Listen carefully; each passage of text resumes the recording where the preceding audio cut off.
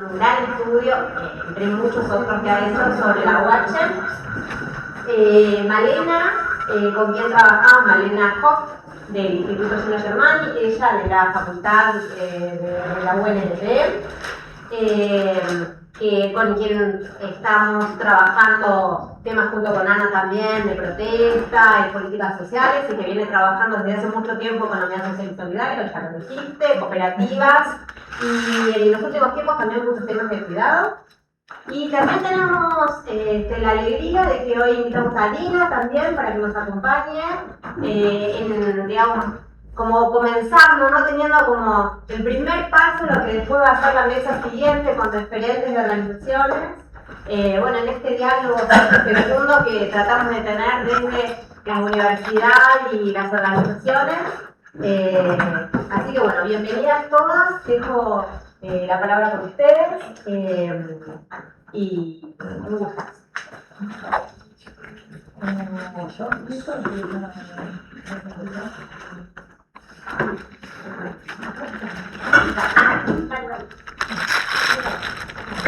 Vamos a empezar entonces con Victoria.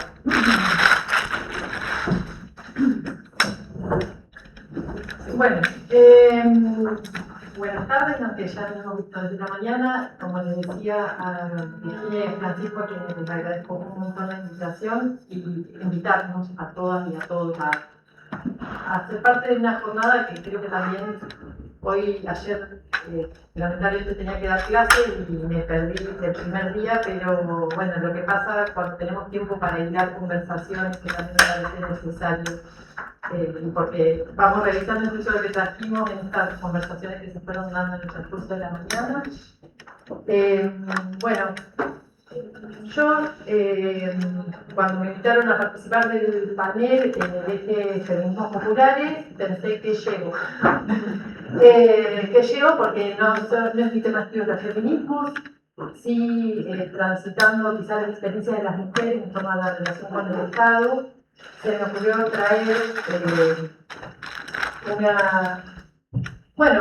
un poco con la excusa de pensar los feminismos populares y también con la excusa de revisar, tejer puentes o hilar continuidad con la experiencia que trajo, pensar el papel de las mujeres en las organizaciones populares y las reconfiguraciones de sus condiciones de vida. Entonces, creo que poder pensar las características del sujeto mujer que participa en las organizaciones populares y también trazar algunos interrogantes, ¿no?, acerca de continuidad, estructuras o reconfiguraciones se han producido,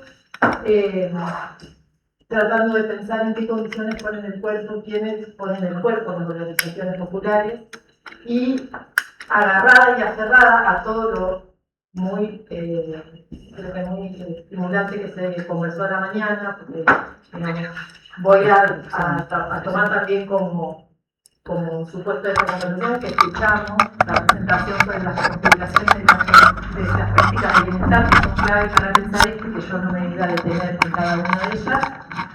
Entonces la idea no es ser exhaustiva para nada, sino abrir una serie de interrogantes que permitan también polemizar sobre las condiciones en las que nos encontramos y los desafíos a partir de los cuales podemos pensar procesos de politización.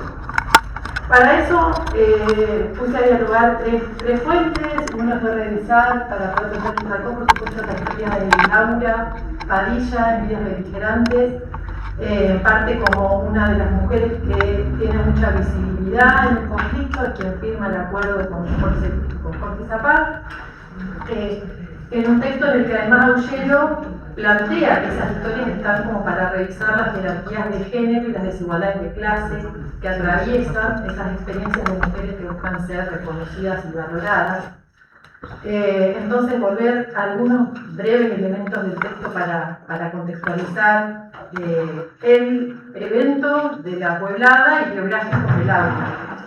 También algunas estadísticas recabadas en el Registro Nacional de Trabajadores de la Economía Popular.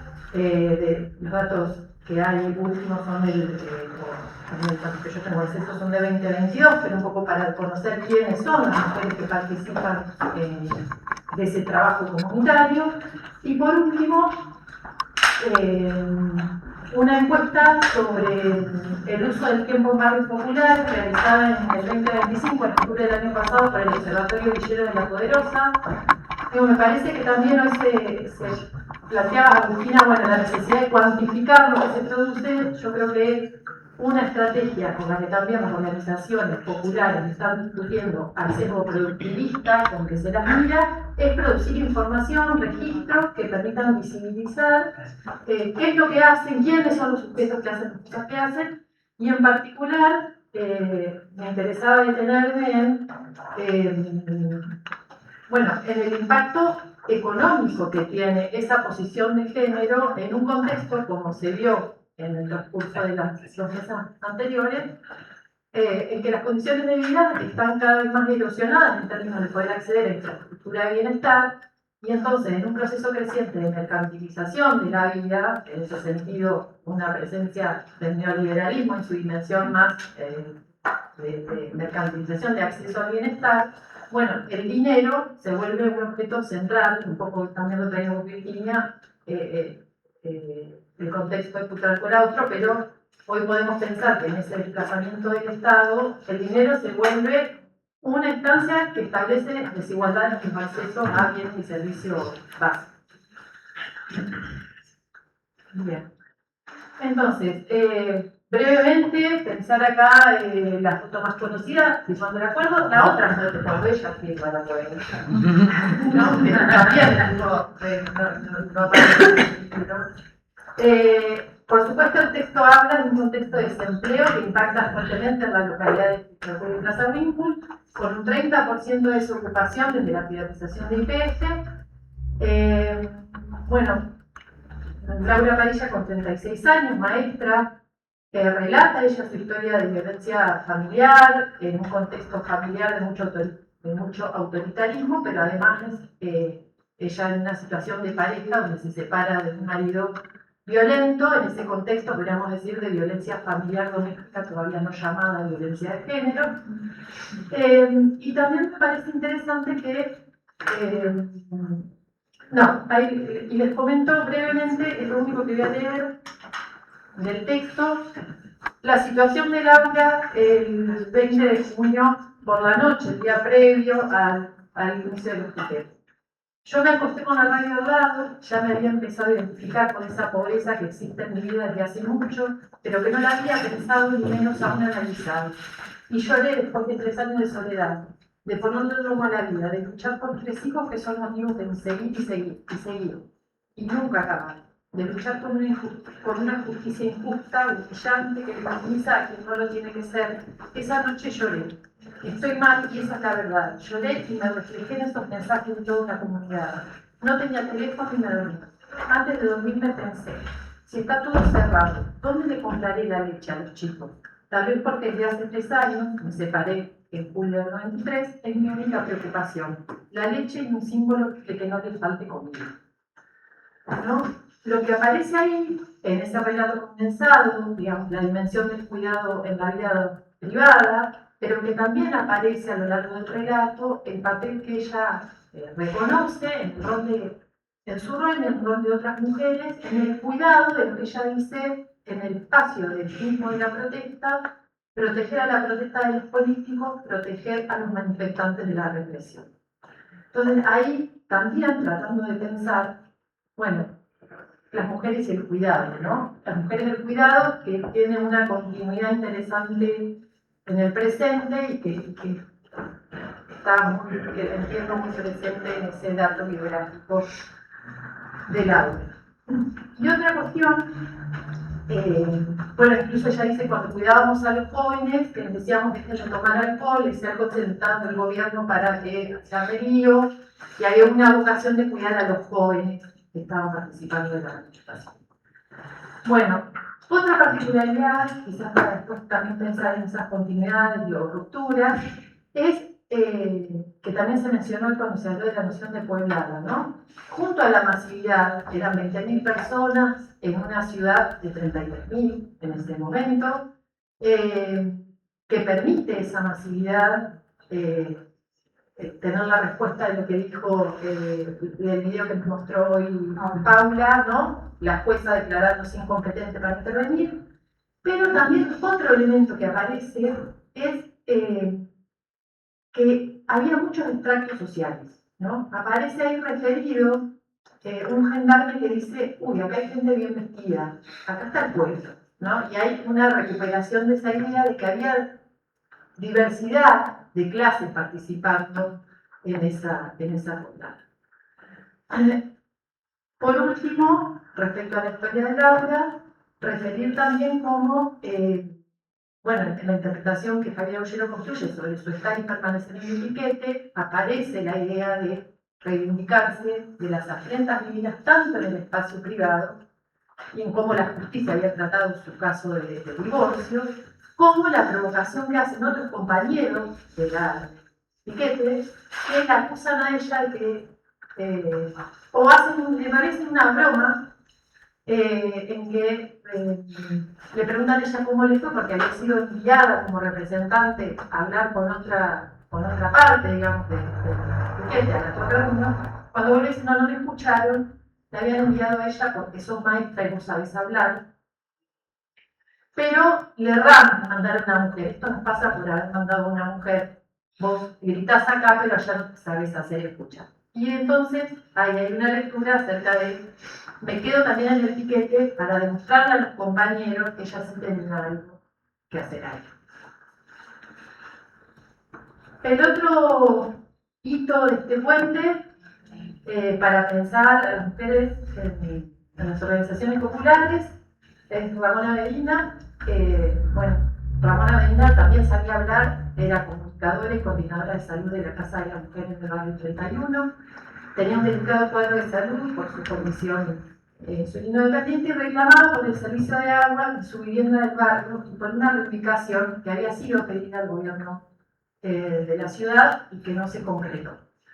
Ella había denunciado unas semanas antes de la situación de salud que atraviesa, que llevaban 8 días sin agua y nos piden que nos higienicemos, que no salgamos a la calle. ¿Cómo pretenden que no salgamos a la calle si tengo que salir a comprar agua? Ramona denuncia esto. Ella muere el 17 de mayo del 2020 a los 42 años. Y la demanda de Ramona era una experiencia que dejaba descubierto también el sesgo de clase de una política sanitaria que recomendaba quedarte en casa, frente a la cual las organizaciones populares instalaron una respuesta: el barrio cuida al barrio. Consigna que sintetizaba que el acceso a la comida, al cuidado y a la salud en los territorios empobrecidos solo se logra si se hace comunitariamente. Bueno, finalmente, por supuesto, Ramona muere, es un caso que fue público muy doloroso.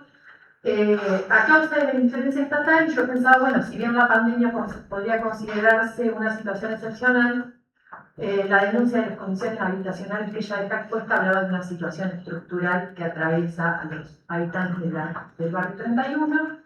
Y en el caso de Laura, retorna a su ciudad de origen, que era General Roca, retoma su tarea, su trabajo de maestra, y también me parece un dato que logra colectivizar su lucha de género y empieza a participar de grupos contra la violencia doméstica con mujeres pobres, junto, bueno, a otros integrantes, abogados y periodistas. Pero bueno, pensando cómo también esa vivencia individual, en el caso de ella no era una colectivización en términos de participación de una organización comunitaria, pero sí que ella, viniendo de una experiencia individual, de esa situación de violencia y de pobreza, activa una forma de respuesta colectiva.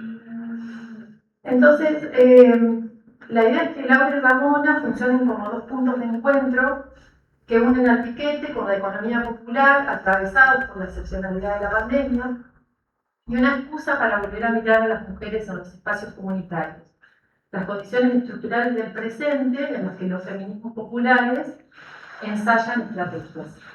Entonces, lo que voy a hacer es poner en común algunos datos que van a permitir caracterizar la inserción laboral y tareas de trabajo comunitario que realizan las mujeres, su vinculación con programas estatales, entendiendo el rol central que el Estado tiene en promover políticas de reconocimiento y de redistribución, y el uso del tiempo en trabajos no remunerados, y el estrecho vínculo con el empobrecimiento femenino, ¿no? Porque no solo está lo que se viene planteando hoy, la dificultad de jerarquizar en su rol político, sino que además llevar adelante estas tareas las empobrece.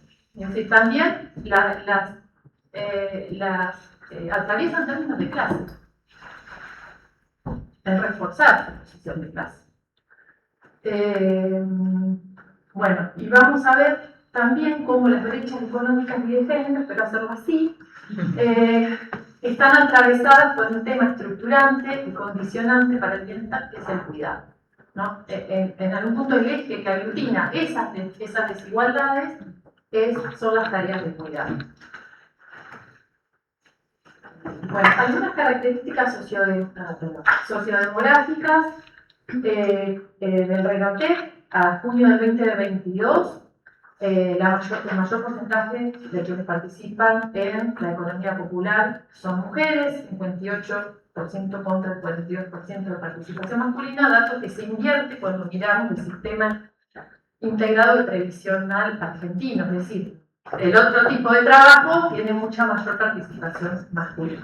Voy a cambiar, porque esto no voy a meterlo ahí, simplemente para que se vean algunos datos, también respecto a la diferencia generacional, que es en la economía popular una mucho más alta participación de jóvenes de 18 a 24 años, que en el mercado laboral,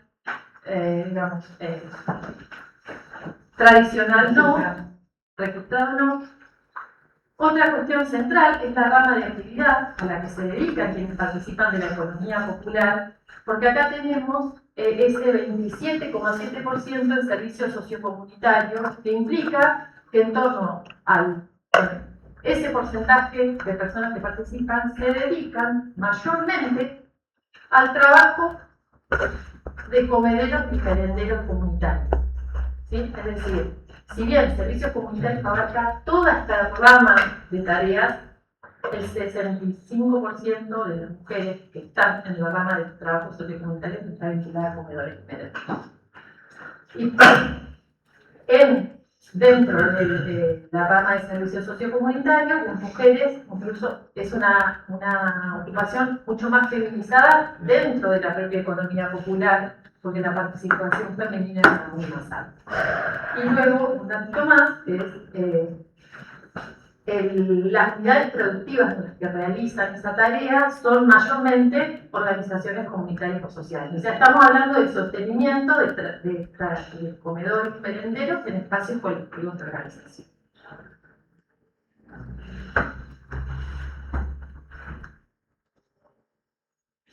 Algunos datos para dialogar, continuidad del Observatorio Villero. Bueno, esos son datos de la encuesta. Por supuesto, la mayor cantidad de respondentes son mujeres, que son quienes realizan trabajo comunitario de cuidado, que es lo que esa encuesta estaba relevando, ¿no? Es decir, son hogares que tienen un 62,8% de presencia de niños, es decir, que al cuidado sociocomunitario se suma el trabajo de cuidado de los hogares, y el 75% de los hogares tienen jefatura femenina, pero además no solo jefatura femenina, sino que un cuarto de esos hogares de jefatura femenina no tienen cónyuge, es decir, son monomarentales, en un desequilibrio muy fuerte de la presencia masculina, donde cuando la jefatura de hogares masculina hay una alta proporción de presencia de una mujer en el hogar con quien repartir esos cuidados, ¿no? ¿Cómo se relaciona la jornada laboral con el trabajo de cuidados comunitarios? Bueno, 6 de cada 10 de las entrevistadas, en el caso del Observatorio Villero, tienen una triple jornada laboral. Realizan trabajo para el mercado, trabajo doméstico, trabajo comunitario. Y trabajan más.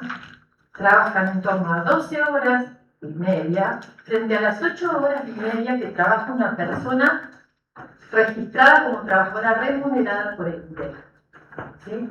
Y dentro de esas horas que trabaja más, hay 4 horas y media que le dedican al trabajo comunitario de cuidado.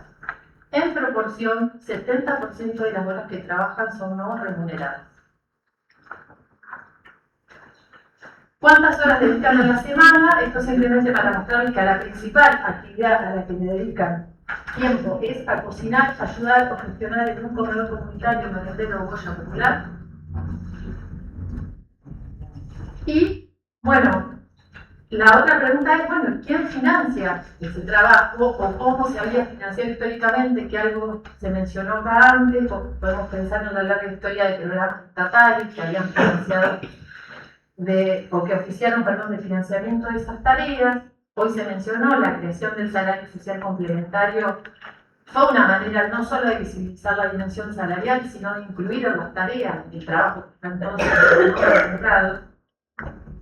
Y en junio del 2020, el Programa Nacional Potenciar Trabajo aglutina el Hacemos Futuro que existía en ese momento con el salario social complementario.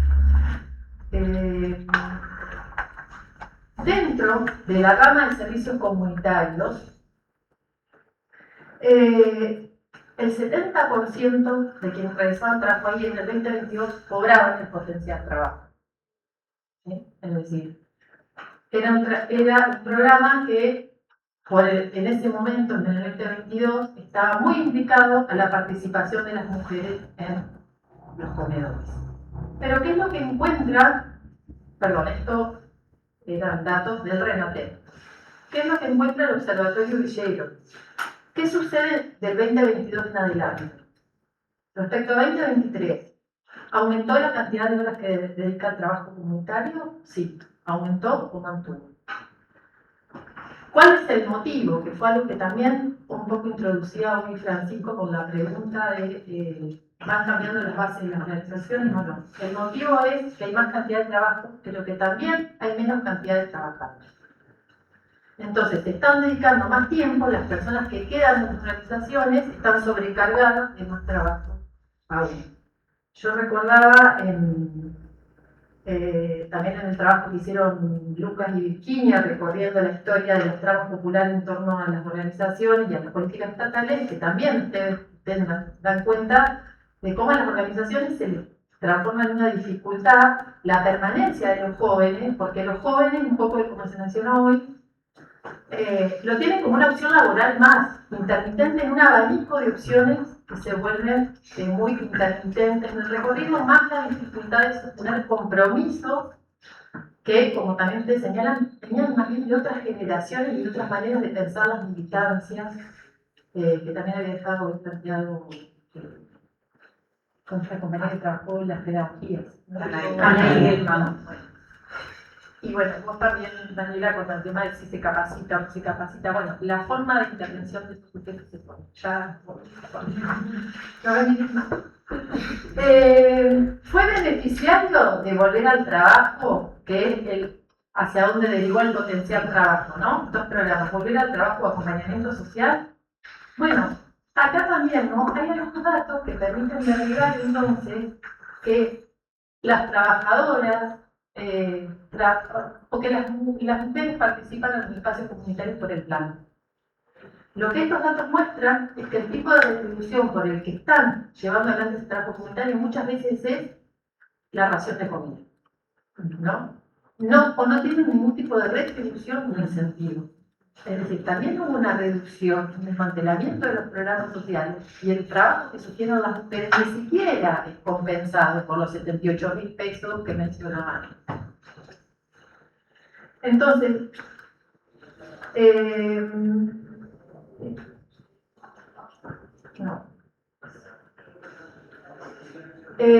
si nosotros miramos, y acá tomé unos datos que estuvo trabajando una becaria en su tesis de grado y que ahora continúa con este trabajo, a partir de la FH es posible ver la sobrerepresentación femenina donde reciben de ingresos más bajos. Estos datos son del INDEC en 2024. Las barreras naranjas son las mujeres. ¿No? Nosotros podemos leer perfectamente ahí cómo las mujeres ocupan las posiciones donde reciben ingresos más bajos y esa relación se invierte en los porcentajes de la participación en el ingreso de los deciles más altos la otra que permite pensar en esa desigualdad socioeconómica, que para mí es relevante porque está traduciendo una desigualdad de género, ¿sí? Es la brecha de género en ingresos totales individuales entre hombres y mujeres, que en el único momento que se reduce es en la pandemia, y no porque mejoran las mujeres, sino porque empeoran los hombres. Entonces, continuidades.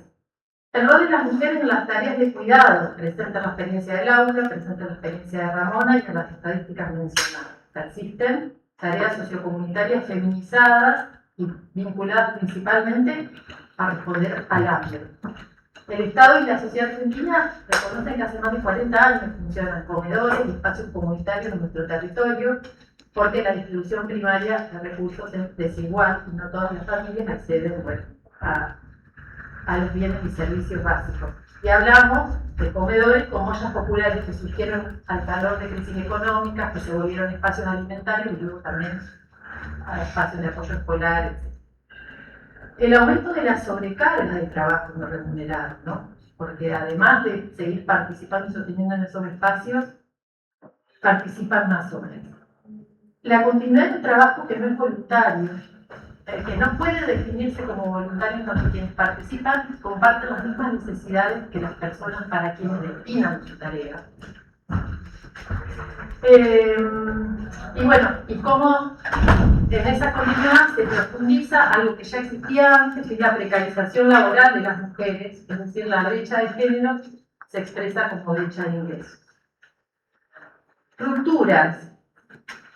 Bueno, la fragmentación del mundo popular que hoy también mencionaba Ceci, el piquete pensado como sujeto pueblo es ahora un piquete de los desocupados, de los vagos, es decir, el sujeto al que se asocia esa repertorio de acción cambió, respecto a la poblada de Contracón, podemos decir esa imagen del pueblo en la calle, y atravesada además ahora por esa imagen acusadora mediática de vagos y planeros. Bueno, la experiencia de la pandemia, que además reforzó la necesidad de los lugares comunitarios para garantizar condiciones de supervivencia. Bueno, ya mencioné el aumento del tiempo dedicado al trabajo comunitario, el desmantelamiento de los programas sociales y transferencias estatales. De alguna manera las tareas que se habían logrado politizar vuelven a recurrir otra vez al compromiso afectivo de las mujeres para sostener esos espacios, es decir, como que también hay un proceso ahí que no creo que sea solo de acumulación y politización. Y dejando todo ahí, bueno, experiencia de la represión, pensando en que el piquete también sortea, la poblada de Cutralcó sortea la instancia represiva, pero inmediatamente al año siguiente matan a Teresa Rodríguez. Entonces, es decir, y bueno, se empiezan a instalar episodios de represión que también modifican el modo de pensar la participación en las organizaciones populares. Y finalmente, algunas reconfiguraciones que tienen que ver quizás con el eje más de lo que lo pensé más en relación a los ejes de los feminismos populares, que la desigualdad de género sí se ha integrado como agenda en las organizaciones populares, que las mujeres cuidadoras de las políticas de cuidado se vienen configurando como una forma central de la política popular para la sostenibilidad de la vida. También que de alguna manera la visibilización de las demandas socioterritoriales que se han articulado en clave de género en la articulación de los feminismos populares ha revitalizado a la política como una herramienta de transformación e incluso una visibilización de la construcción de esas demandas en políticas que pusieron al género en foco, como fue el programa Ellas Hacen o como fue el salario social complementario. El desafío, creo, es, bueno, cómo seguir dando la disputa por la retribución de ese trabajo realizado, cómo se articulan las políticas de reconocimiento con las lógicas de redistribución, pensando en que la trama en que esas mujeres despliegan sus tareas es una trama atravesada por más de 30 años de neoliberalismo, que esa desigualdad de género sigue expresada en términos de ingresos y que se sigue haciendo uso del trabajo no pago que las mujeres realizan.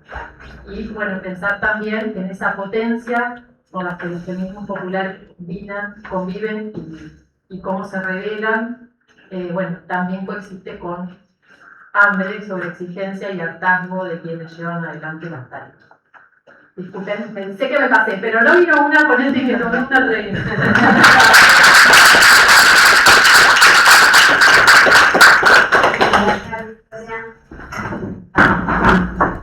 Bueno, en primer lugar quería agradecer la invitación a participar de estas jornadas. De verdad me parece que son muy relevantes, que nos invitan a volver sobre esos acontecimientos hace 30 años, pero para pensar el presente y también para proyectar el futuro desde la organización colectiva y desde los vínculos entre las universidades y los territorios.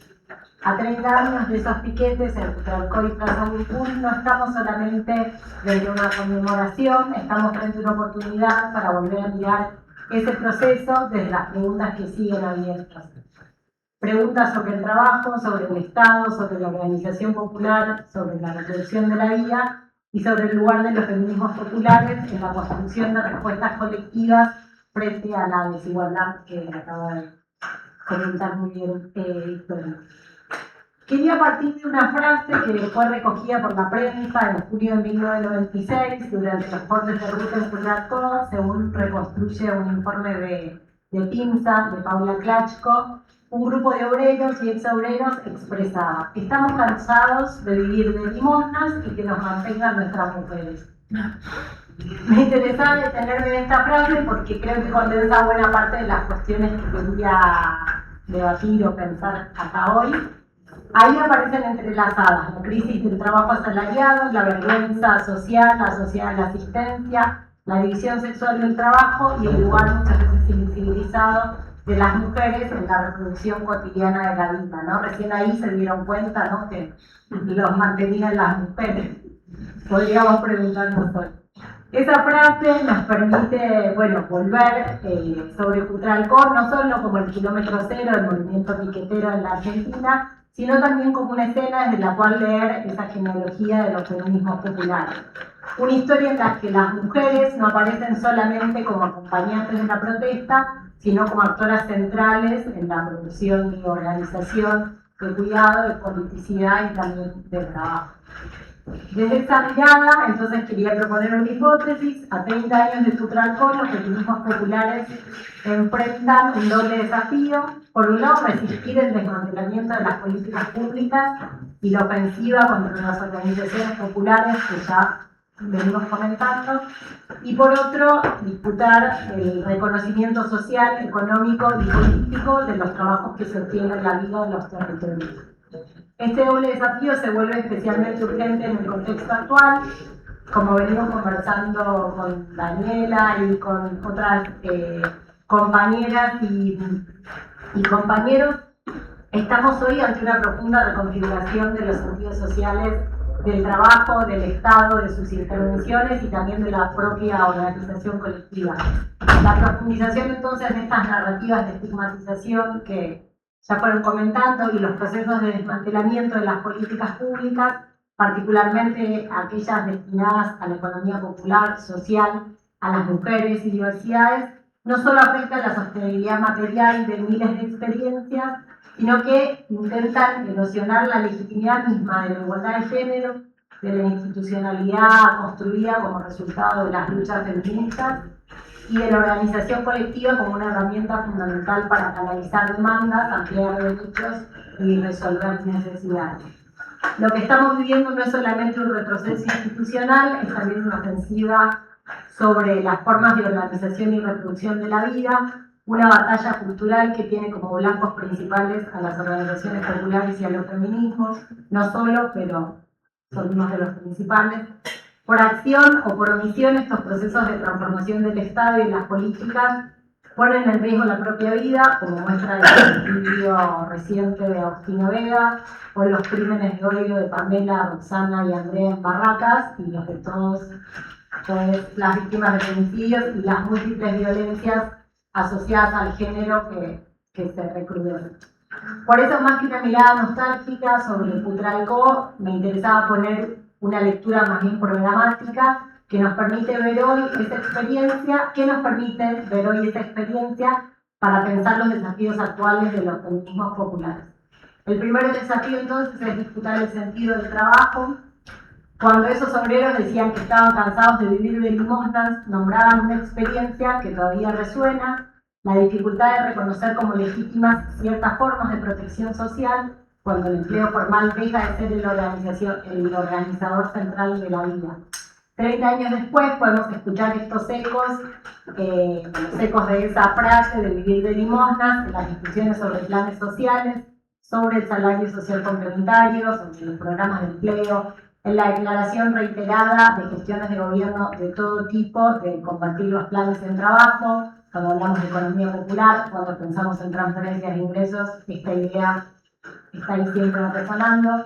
La persistencia en el tiempo de respuestas estatales que se mueven entre la promoción del trabajo, la asistencia al uso del trabajo solo como una contraprestación o como una obligación moral, como dijeron acá, evidencia una crisis no resuelta. Programas que muchas veces fueron pensados como transitorios se sostuvieron y se emplearon en el tiempo porque el problema que intentaban abordar, bueno, tampoco era transitorio. Lo que se profundizó entonces fue una transformación estructural del mercado del trabajo, de las formas de protección social y de las posibilidades reales de garantizar la reproducción de la vida a través del empleo formal. Por eso ese malestar atraviesa no solo a las clases populares o a los pobres, sino a todo el mundo del trabajo. En este desajuste, en realidad, la política social queda atrapada en una ambigüedad difícil. Tenía que responder necesidades urgentes, pero sin lograr transformar de manera suficiente las condiciones que producían esas necesidades. Y esa ambigüedad fue abriendo la puerta a una deslegitimación persistente, primero sobre las personas destinatarias, nombradas efectivamente como planeras, y más recientemente sobre las organizaciones señaladas como gerentes de la pobreza. El problema entonces no es solamente que se recorten programas o que se desmantelen áreas estatales, el problema es que se intenta reinstalar o profundizar esa frontera moral, ¿no?, entre los trabajos que son legítimos, entre los que supuestamente trabajan y los que son asistidos, entre quienes producen valor y quienes son mantenidos, para volver a esa frase, entre la gente de bien y los orcos. Esa frontera moral, ética y profundamente política define qué trabajos cuentan, qué vidas merecen protección, qué vidas valen, incluso podríamos decir, y qué formas de organización son reconocidas como socialmente necesarias. Las organizaciones de la economía popular que hoy conocemos tienen su linaje en esas organizaciones de trabajadores y trabajadoras desocupadas, organizaciones que demandaban trabajo y recibieron planes, organizaciones que años después disputaron la institucionalización de otro tipo de reconocimiento, que es el salario social y complementario, organizaciones integradas por personas que inventaron su propio trabajo para dar respuesta a múltiples necesidades en los territorios donde el Estado muchas veces está ausente o llega de manera insuficiente o donde directamente criminaliza y donde el mercado tampoco ofrece una solución. En este recorrido, el pasaje de desocupados a trabajadores de la economía popular no fue solamente un cambio de nombre, fue una disputa por el reconocimiento. Fue decir, esto que hacemos también es trabajo, esto que sostiene los barrios, comedores, espacios comunitarios, redes de acompañamiento, recuperación de residuos, producción textil, cuidado de las infancias, acompañamiento de violencias, organización territorial, todo eso también produce valor. Pero esa disputa por el trabajo no se puede comprender sin mirar la división sexual del trabajo, y ahí aparece la segunda parte de aquella frase, que nos mantengan las mujeres. Esta afirmación abre un debate sobre el rol de las mujeres en la división sexual del trabajo, que se expresa también en la disputa por ocupar espacios de poder y toma de decisión en las propias organizaciones sociales. Desde esa activa participación que tuvieron las mujeres en esos cortes de ruta en Putralcó, como ya comentaron, Laura Padilla fue no solo una reconocida piquetera, sino que fue la que finalmente firmó el acuerdo para cerrar de alguna manera la poblada. En esas organizaciones de trabajadores desocupados y trabajadoras desocupadas, hoy muchas de ellas devinieron en organizaciones de la economía popular, el trabajo de las mujeres se fue politizando y se fue replanteando de otras maneras, ¿no? Norma Morales en una entrevista nos decía, bueno, esas tareas siempre estuvieron ahí, faltaba ponerles un nombre y apellido, ¿no? Y desde los feminismos populares hoy se definen no solo como cuidados, sino como cuidados comunitarios, que es esa especificidad, ¿no? Entonces, en un contexto de crisis de trabajo masculino, industrial, las mujeres aparecen sosteniendo materialmente los hogares, los comedores, las ollas, las redes comunitarias y las formas concretas de supervivencia colectiva, pero ese sostenimiento no fue directamente o inmediatamente leído como trabajo, fue leído como ayuda, como militancia, como amor, como disponibilidad, como extensión natural, ¿no? de estas tareas femeninas. Entonces, los feminismos populares vienen justamente a disputar ese sentido, vienen a decir que cuidar, cocinar, acompañar, administrar, gestionar, no son tareas menores, no son tareas naturales, son trabajo indispensable para la reproducción de la vida, trabajo que produce comunidad, trabajo que sostiene territorios, trabajo que repara ausencias estatales y permite que la vida continúe ahí donde el mercado no garantiza nada, o peor todavía, donde destruye los bienes comunes y los lazos comunitarios. Por eso, en una intervención elaborada colectivamente desde Barrios de Pie, que Norma presentó en estas jornadas del instituto que comenté antes, ella decía, tenemos que erotizar los cuidados. Esto es sacar al cuidado del lugar del sacrificio, del dolor, de la obligación silenciosa y empezar a pensarlo también como un espacio de deseo, de vínculo, de potencia, de construcción colectiva. Erotizar los cuidados es volverlos visibles, valiosos, deseables socialmente. Es que no sean una carga individual de las mujeres, sino una responsabilidad compartida y reconocida. Si en estos años los feminismos lograron, aún con limitaciones, colocar los cuidados en la agenda pública, los feminismos populares pusieron de relieve la dimensión territorial y comunitaria de esos cuidados. Mostraron que el cuidado no sucede solo en los hogares, ni en las instituciones formales, ni solo en los vínculos familiares, está ahí en los comedores, merenderos, espacios barriales, en las cooperativas, en las redes de mujeres, con las promotoras, las referentas, etc. Y a partir de esa politización fueron trazando un camino de construcción gremial y también política que confluyó en la UTEP, incluyó estrategias hacia adentro de la organización y también hacia afuera de las organizaciones, para disputar lugares de decisión, conducción y reconocimiento, y hacia afuera, hacia adentro y hacia afuera para exigir políticas públicas, marcos normativos, recursos, derechos. En 2016, Claudia Corol planteaba que los feminismos populares se habían extendido para América Latina y abarcaban un abanico diverso de movimientos de base territorial que interactuaban con movimientos de mujeres que no necesariamente se reconocían se definían como feministas, y en ese marco señalaba que en los feminismos populares suele haber poca distancia entre las palabras y los actos y que las prácticas caminan a veces más rápido que las teorías. Desde esa perspectiva, una de las fortalezas radica justamente en el activismo mismo, en esa potencia feminista que se hace camino al atrás, pero una de sus debilidades puede ser también que faltarían procesos de sistematización de esas prácticas. ¿Por qué? Porque muchas veces las urgencias que nos matan, que nos morimos de hambre, que no podemos sostener la vida, hacen que esas sistematizaciones cuesten o lleguen más tarde, ¿no? Por eso creo que es tan importante construir este tipo de espacios de reflexión crítica y también de acción política para pensar estos procesos, pero especialmente para construir esas narrativas contrahegemónicas que demandaban en la primera mesa, esas estrategias concretas que puedan poner en valor el trabajo, la solidaridad, los saberes, la potencia de lo colectivo y el aporte de los feminismos populares para el conjunto de la sociedad, no solamente para las mujeres.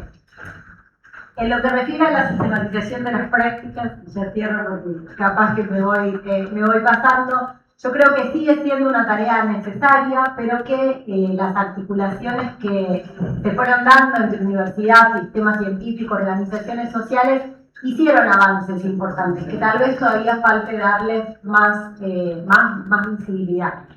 A 30 años de Futralco, entonces, la pregunta por el trabajo sigue abierta, pero los feminismos populares nos obligan sin duda a plantearla, ¿no? de otra manera.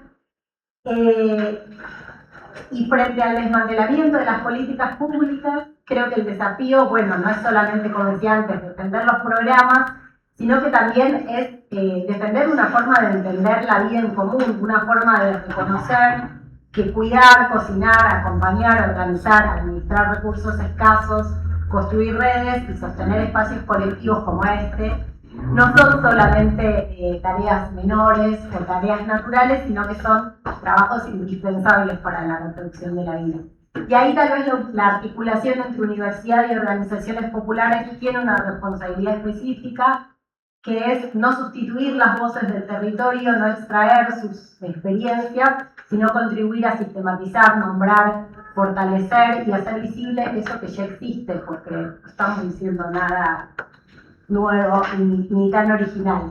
Tal vez este es uno de nuestros desafíos, o uno de los desafíos centrales en esta etapa, sea construir lenguajes, evidencias y estrategias políticas que permitan disputar el reconocimiento del trabajo de cuidados comunitarios, no como gesto de reparación simbólica, sino como una condición para ampliar derechos, fortalecer organizaciones y sostener la vida. Gracias.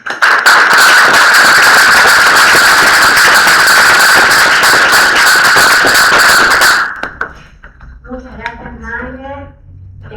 Bueno, algunos estuvieron llegando, estamos terminando con la mesa anterior, que era de feminismos, y que, bueno, nos convoca a todos a pensar, así que seguimos un poquito. Dina, te escuchamos. Bueno, nada, buenas tardes. Yo también quiero agradecer la invitación, el espacio. Me parece importante que vayan construyendo estos espacios, ¿no? De intercambio, de debate, de reflexión en estos 30 años, bueno, de lo que pasó en Futralco. Me parece importante como volver al pasado, lo decían las compañeras, ¿no? Volver al pasado, pero para ver qué cosas, bueno, claramente la coyuntura no era la misma, pero me parece importante resaltar lo que significó hace 3 décadas esta lucha y traerla en la actualidad para ir construyendo y sobre todo diseñando el futuro, ¿no? El futuro, lo hablaba hace un ratito con unas compañeras ahí, decían, qué bueno que estos espacios se empiecen a construir, porque si no, nada, seguimos cometiendo errores. Creo que cada vez que se construye un espacio, digo, bueno, qué bueno, para cuando se vaya este gobierno, saquemos a este gobierno y empecemos, ¿no? A tener ya un proyecto o una propuesta de país. Si no, nos va a pasar como nos pasó en el macrismo, ¿no? Que el único objetivo que nos convocaba era, bueno, saquemos al macrismo. Pero a la hora que lo pudimos sacar, la verdad que hubieron muchos errores que nos vuelven a traer a una situación bastante compleja y que recae fuertemente sobre las barriadas, sobre los barrios populares, pero fundamentalmente que recae sobre los cuerpos, las cuerpas de nosotras, ¿no? Creo que acá mencionaron mucho no solamente el feminismo popular, sino el rol también de la rama sociocomunitaria, como le hemos denominado adentro de la UTEP. Bueno, para quienes no me conocen, arranco de nuevo. Yo soy Dina Sánchez, soy trabajadora de la economía popular y actualmente secretaria general adjunta de la UTEP, el sindicato de los y las trabajadoras de la economía popular. Yo pensaba cuando mencionaban el feminismo popular, yo decía, la historia de muchas de nosotras arranca al revés, ¿no? No reconoció, o sea, a muchas de nosotras nos costó un montón reconocernos como parte del feminismo, ¿no? Ahí digo, arrancamos al revés porque nosotras accionamos primero y después empezamos a tener estos debates, ¿no? En las asambleas, en las plazas arriba, después de poner la miro a Silvia porque, bueno, es parte también de, ¿no? Una compañera con un montón de experiencia, pero que también hemos sido parte de estos debates, a reconocernos como parte del feminismo, pero también a ponernos, ¿no? A construir nuestra identidad como ese feminismo popular. Con mucho respeto, pero con mucha claridad a la hora de sentarnos a discutir las demandas del feminismo popular, y digo con mucho respeto porque no es lo mismo una mujer asalariada viviendo en un barrio con las condiciones para tener una vida digna que con una mujer villera, no asalariada, también con muchas falencias, ¿no? Desde no tener agua potable, de no tener una cloaca, desde no tener una vereda, desde no tener un tendido eléctrico, sino al contrario, que ya ser una mujer villera es estar con una etiqueta, ¿no? Las villeras, las vagas, las que no trabajan, ¿no? Entonces creo que desde esa construcción venimos con debates bastante concretos, con una agenda de un feminismo popular, no para entrar en un debate, sino para empezar a construir, y creo que también eso nos ha llevado hoy, no solamente a identificarnos como feministas, sino también para poder construir agendas de conjunto con el feminismo amplio, ¿no? Entonces, pues hemos podido construir, no sé, marchas de feminismo donde las consignas han sido trabajadoras somos todos, ¿no? O hoy de estos trabajos de cuidado que todo el feminismo la levanta, ¿no? Y que eso es importantísimo y que no hay nada para agradecer, sino para decir, mirad, qué grosas estas compañeras a las que nos tenían solamente removiendo una olla y que hoy somos esas compañeras las que vamos a dar esos debates en todos los espacios, que no está totalmente saldado, lo decía Victoria, ¿no? No es casualidad que la rama sociocomunitaria o que los trabajos de cuidado sigan siendo feminizados y que en su gran mayoría lo hacemos y lo seguimos haciendo las mujeres.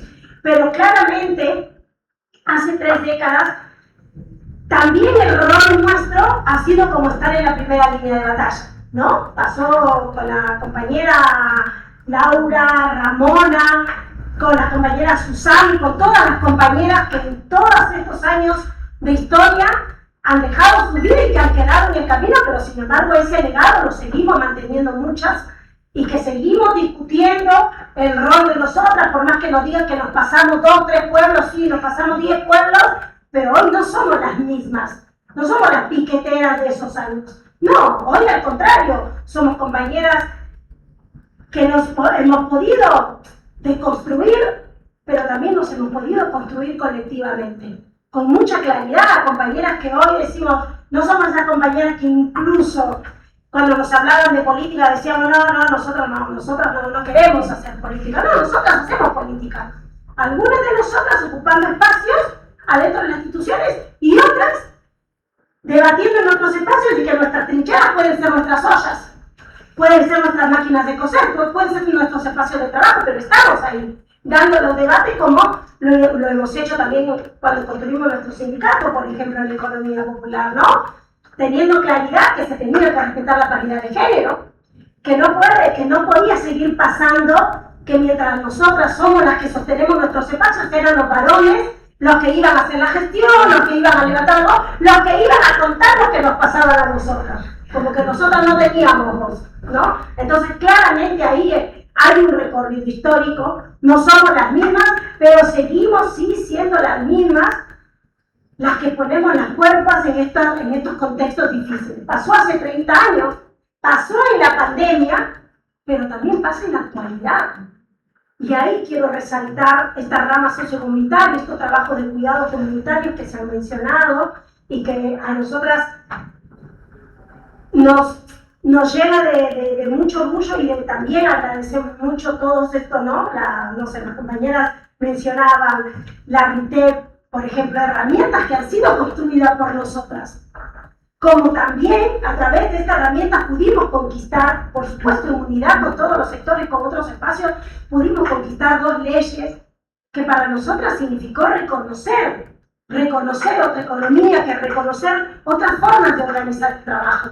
Por eso vuelvo a lo que decía, importantísimo estos espacios para dar el debate, porque creo que para poder diseñar una Argentina con justicia social, para diseñar una Argentina con todos y todas adentro, es importante empezar a discutir también las nuevas formas de organizar el trabajo. Por ejemplo, la pandemia, a pesar que nos quitó mucho a nosotras, muchas compañeras que quedaron en el camino, también nos permitió dar este debate que es, Acá existen los trabajos de cuidados, los cuidados comunitarios que son el sostén para las otras economías, ¿no? Y que pudimos, bueno, lamentablemente a raíz del fallecimiento de la compañera Ramona, ¿no? Cuando conquistamos el plus, por ejemplo. Pero no es lo que queremos en realidad.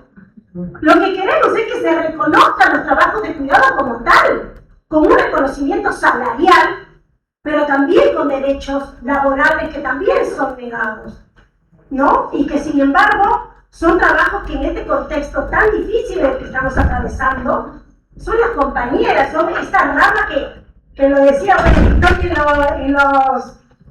en los dibujos, ¿no? Decía, mira, el 63%, sí, lamentablemente sigue pasando que es una rama que crece muchísimo, pero que sin embargo son estas compañeras que no dudan un minuto a la hora de decir, che, hay que garantizar la vianda, no solamente para nosotras y nuestras familias, sino para los vecinos, pero también para muchos trabajadores.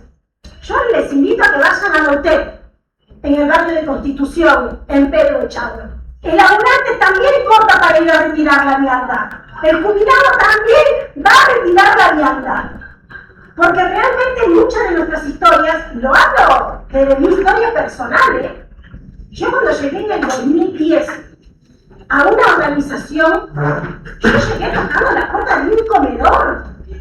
Porque cuando a mí me echaron, yo era cajera, en ese tiempo yo trabajaba de cajera en un Walmart, pero tenía 2 hijos pequeños, y cuando a mí me echaron, bueno, no le importó un carajo si yo era madre soltera, si era jefa de hogar y tenía 2 pibes que garantizar lo inmediato que es el alimento. Y yo llegué tocando la puerta de un comedor, pero también adentro entendí lo que también mencionaban las compañeras. Dejé de normalizar lo que a mí me pasaba, pero también entendía que lo que a mí me pasaba también le pasaba a todas mis compañeras, ¿no? Esto de que, bueno, listo, no sé, yo me acuerdo cuando salí embarazada, y bueno, me quedé, por así decirlo, ¿no? Que fue lo mejor que hice en mi vida, ¿no? Asumir mi responsabilidad, pero sin tener a un pelotudo ahí a mi lado, orientándome y decir, bueno, listo, me hago cargo yo, pero bueno, vos abriste las piernas, te tenés que hacer responsable. Como era que hago normal, ¿no? Normal lo que pasa ahora también. Mujeres ausentes de sus hogares, porque están en la calle buscando el mango, que fue también mi historia. Y que hoy con mucha tristeza lo volvemos a ver, pero sin embargo una sociedad que no duda a la hora de levantar el dedito y señalar cuando nuestros pibes son cooptados por el narcotráfico, por ejemplo, ¿no? Bueno, ¿dónde está la madre? ¿No? Que estamos chicos solos. Seguimos siendo nosotras cuestionadas, ¿no? Entonces, creo que ahí hay un debate bastante profundo y que lo tenemos que seguir dando, tenemos que seguir construyendo espacios, porque si no seguimos normalizando de que el sistema siga excluyendo a las mujeres, que siga señalando a las mujeres, porque fue lo primero, ¿no? Lo mencionaban también. A lo largo de nuestra historia también hemos escuchado como, bueno, las piqueteras, las vagas, las que no quieren trabajar, las que viven de planes. Pero sin embargo, yo me acuerdo cuando lanzamos la UTEP, y en una de las charlas con las compañeras que nos abrazábamos y llorábamos era, aquí estamos las piqueteras, carajo, construyendo un sindicato, con mucha claridad a la hora de decir, construimos un sindicato donde su gran mayoría somos mujeres, porque entendemos que seguimos hablando de la feminización de la pobreza y que el sistema sigue descartando a mujeres, pero sin embargo estas mujeres no se van a llorar a sus casas, que estas mujeres se reinventan constantemente. Bueno, lo mencionaba la compañera cuando decía, bueno, Norma, ¿no? Venimos discutiendo de ponerle valor a ese trabajo. Por eso es que nosotras insistimos y convocamos a que todos los sectores y que todos los espacios nos acompañen en esta lucha, que tiene que ser, y que esta lucha es reconocer que la economía en Argentina tiene una tercera pata, y que es la economía popular, y que es una economía popular organizada que es muy pequeña al lado de ese sector informal que crece todos los días, y que tenemos que empezar a abordar con propuestas concretas, con políticas concretas, pero no políticas de asistencia, no políticas de subsidios, sino con políticas que realmente fortalezcan a esta experiencia. Una experiencia que viene dando respuesta y que nos ha dado respuesta a muchas de nosotras y que nos ha salvado a muchas de nosotras, que muchos no lo entienden y creen que cuando salimos a la calle, que lo estamos haciendo desde el 7 de abril para acá, creen que es los 78.000 pesos de mierda que a nosotras no nos garantiza ni siquiera poder pagar un alquiler. No es los 78.000 pesos, lo que nosotras estamos defendiendo es ese reconocimiento a nuestro trabajo, a ese trabajo que también se sigue romantizando y que no basta con, bueno, listo, las compañeras siguen garantizando la vianda porque tienen mucho amor. Por supuesto que hay mucha cuota de amor, pero a nosotros el amor no nos paga las cuentas. Por eso es que hoy más que nunca queremos que acompañe nuestra lucha de ponerle valor al trabajo, sobre todo a este trabajo que hoy es la rama de trabajo sociocomunitario es la rama que ha crecido mucho y que es la que está sosteniendo. Porque hoy, por ejemplo, una compañera cartonera prefiere sí ir a cocinar y garantizar el MOFI para los pibes, porque por más que salga a cartonear horas tras horas, no garantizan ni siquiera en el día poder garantizar el dinero para el alimento para sus pibes. Así que nada, volver a agradecer y volver a convocar de que estos espacios se sigan construyendo y que se sigan debatiendo y que se siga diseñando esa Argentina con todos los actores, pero fundamentalmente con todas estas actrices, y vuelvo a que no somos las mismas de hace 3 décadas. Hoy tenemos compañeras peleando en la calle, pero también compañeras peleando desde las instituciones, peleando desde adentro, porque entendemos, porque por muchos años también nos hicieron creer justamente, esos lugares no pueden ser ocupados por ustedes. Al contrario, hoy más que nunca a mí personalmente me llena de orgullo ver más compañeros, no me importa ni siquiera la remera o las banderas. A mí lo que me interesa es que haya más compañeras representando este sector, representando a la agenda de la economía popular. Creo que también el compañero Papa Francisco nos dejó un legado que lo vamos a defender con uñas y dientes, y hoy más que nunca decimos un bien las instituciones y miles en la calle, y por eso convocamos a todos los sectores a que nos defiendan, que nos acompañen en esta lucha de defender a nuestro sector, de defender ese reconocimiento que va muchísimo más allá de 78.000 pesos. Muchísimas gracias.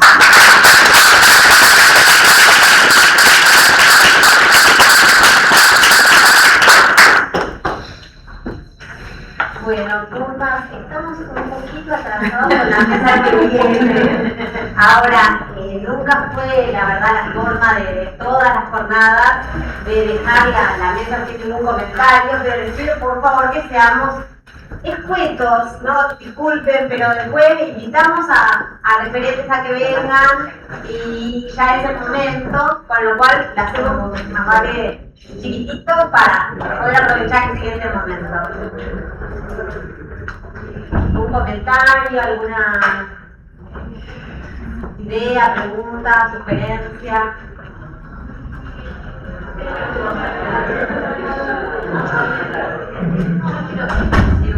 Una cosa breve más como comentario, me parece muy interesante esto que dice Dina al final, ¿no? Que ayer también un poco lo discutíamos nos preguntábamos por estos 30 años, ¿no? Y me parece que todo lo que relata Dina y todo el proceso del feminismo popular, una cosa que se ve es, digamos, cuánto estos movimientos permitieron como otra discusión respecto del feminismo, del lugar de las mujeres, ¿no? En todos estos procesos de política, y cuánto se avanzó en eso. Me parece que eso, no sé, yo ahora que la vuelvo a escuchar, siempre, ¿no? Cuando me dices una escucha, vieron que hay que escuchar como varias veces lo mismo y uno le va como dando vueltas. Pero me parece súper potente eso que dice, porque cuando uno ve otro tipo de práctica, incluso en las mesas anteriores, cuando a veces hablamos más en masculinizado, esos cambios parece que vienen como tensos y lentos. Y acá lo que Dina dice tiene otra potencia, ¿no? En términos de cuánto los movimientos efectivamente permitieron otro plafón para la acción política de las mujeres, no solo en términos del trabajo, sino también para la militancia y la ocupación en lugares de representación. Y en eso, digamos, me parece que eso, que es súper potente esa discusión. Quiero un comentario, no era esa pregunta. Me pareció que estuvo buenísimo lo que dijo. Para todo, pero el último también, digamos. Muestra una potencia. No, y sobre todo, digo esto, Dina reivindica, digamos, fuertemente los sindicatos, nosotros veníamos discutiendo eso, pero me parece que ahí hay algo del movimiento de mujeres, más, yo insisto con lo de movimiento, perdón, pero como el movimiento de mujeres que arrasó con lógicas que tenían otras organizaciones, más instituidas, más de formas instituidas de hacer política, y ahí es donde se ve también la potencia que tiene el movimiento social, que tiene esa potencia de arrasar con aquello que creemos que está ahí, que no se puede mover. A ver, yo por ejemplo como investigadora de todo esto, con las compañeras con las que trabajamos y ahora también como militante del sindicato nuestro, de aprendí muchísimo cada vez que estoy con ustedes, ¿no? Porque tenemos un montón de casos, nosotras como investigadoras tenemos que escribir determinada cantidad de papers en el tiempo. Y viene una compañera y nos dice el secreto. O sea, que yo un problema, el cuidado de no sé qué, no sé cuánto, pero es el secreto, porque es algo que nadie lo tiene que escuchar, porque tenemos que ser eficaces, porque tenemos que trabajar como si no cuidáramos, ¿no? Y tenemos que cuidar como si no trabajáramos. Entonces todavía hay una vergüenza, el aprendizaje que nosotros nos dieron las organizaciones de sostenimiento de la vida, sobre todo esto, es increíble, ¿no? Es maravilloso, porque todavía nosotros decimos, ¿por qué nosotros también no podemos decir, sí, estamos con el pibe, ¿no? Estamos haciendo esto en ese contexto? La verdad es que, bueno, todas las jornadas fueron, ¿no? Del intento de poner de nuevo en el tapete la diversidad de trabajos para el sostenimiento de la vida, la mayoría de ellos muy feminizados. Así que es un gran cierre. Bueno, creo que retomando la pregunta que tenías vos de, bueno, si una mesa específica para los feminismos o todas, creo que un avance claro que se ve es que la cuestión de género, o sea, atravesó todas las mesas, que es como impensable mirar estos procesos sin tener en cuenta eso. Por eso no sé quién fue, pero que decía como, bueno, las mujeres no llegan, pero creo que han llegado un montón. Usted tiene hoy la paridad de género como una además. Exactamente, digo, creo que en términos de los logros, cuando yo armaba la presentación, bueno, enumeré un montón, después dije, no, bueno, pero me parece que realmente, o sea, han sido muchos y son los que nos permiten justamente hacer más preguntas o ir por más, ¿no? Aunque bueno, no se lograron los proyectos de las leyes para regular los cuidados comunitarios, igual eso está en la agenda, igual eso.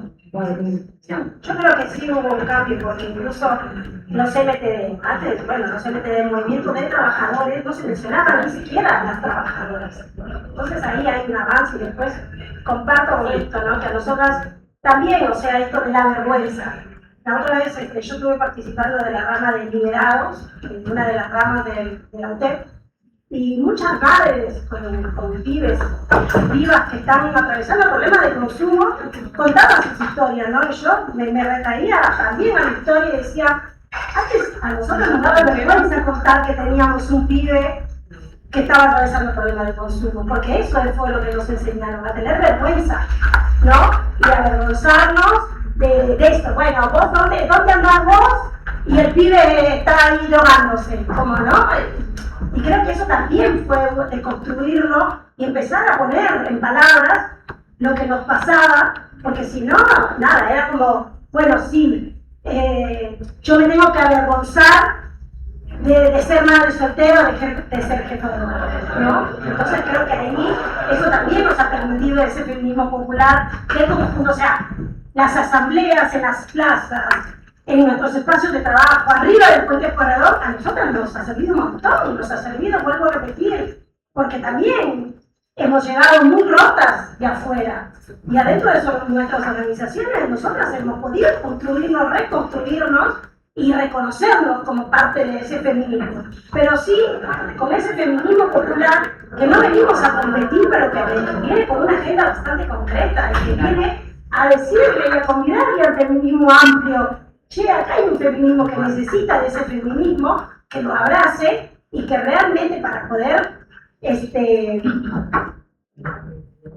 transformar esa Argentina que soñamos profundamente feminista, hay que abrazar a este feminismo popular, hay que abrazar a estas compañeras que vienen con una agenda de decir, che, acá hay una agenda que la queremos discutir con ese feminismo amplio y que tenemos que construir y diseñar esa Argentina, pero que también nos tenga en cuenta a nosotras, que nos tenga en cuenta, porque si no seguimos ahí, y ojo que esto, ¿no? que se escuchamos por muchos años, ¿no? Bueno, las planeras salen a la calle, pero de verdad que las planeras y las piqueteras son las únicas que cuando salen a la calle salen con propuestas concretas y así conquistamos a través de la ley de emergencia social, el salario social complementario o la ley de integración sociourbana con un trabajo previo, porque la ley de integración sociourbana, por ejemplo, se construyó con la mesa de barrios populares, y una mesa de barrios populares que somos nosotras las que estamos ahí haciendo relevamiento casa por casa. Entonces, esta ramificación comunitaria también hemos construido nosotras, y que en la pandemia fue fundamental, y que sin embargo hoy se vuelve a romantizar el trabajo nuestro, ¿no? Porque sacar el salario social complementario es retroceder para nosotras, es volver a encerrarnos en ese trabajo que está lleno de amor y lo seguimos romantizando. Es por eso que decimos, che, defender el salario social complementario es defender ese trabajo que hacemos nosotras las mujeres en todas las economías, ¿eh? Porque también las compañeras asalariadas también llegan a las actividades con las pymes, porque también hoy no pueden pagar ese trabajo en el mercado. Entonces creo que defender ese salario social complementario es defendernos entre nosotras y defender ese trabajo que nos sigue cargando, que nos sigue poniendo en nuestras espaldas. Bueno, vamos a ir cerrando. Algunas cosas en toda la jornada nos dijeron un montón, ¿no? De las cosas de las mujeres, de lo que hacíamos, de lo que no hacíamos. Se quedaron 3 compañeros a escuchar la mesa técnica. Me parece para pensarlo, ¿no? Para pensarlo, porque hay como un mandato también acerca de lo que las mujeres, ¿no? Las organizaciones. La verdad que en casi todas las organizaciones y en casi todas las cosas que organizamos en todos los ámbitos somos, mira, nos dicen lo que hay que hacer y después no se quieren ni siquiera escucharnos. Una cosa para pensarlo. Otra, los temas de desigualdad que dijo Victoria, ¿no? Digamos, todo esto se hace con toda esa desigualdad, ¿no? Con todo ese hablando de desigualdad. Más todavía el peso de estos feminismos, ¿no? Hace 30 años, un poco más de 30 años, un ministro de Economía a las investigadoras nos mandó a lavar los platos, ¿no? Porque eran bueno, se le dijo a Susana Torrado, ¿no? En el sentido de que, digamos, el trabajo totalmente desprestigiado o algo así. Sí, lavamos los platos. Lavamos los platos, lavamos muchas veces los platos de la mayoría de los tipos, inclusive de nuestras clases, y además somos investigadores y lo hacemos lo mejor que podemos, y somos activistas. Así que bueno, el jueves a las 4 de la tarde hay la presentación del informe de violencia laboral y violencia de género del CONICET, que estamos haciendo, porque en nuestra institución también hay mucha violencia laboral. Las invito también y les agradezco mucho.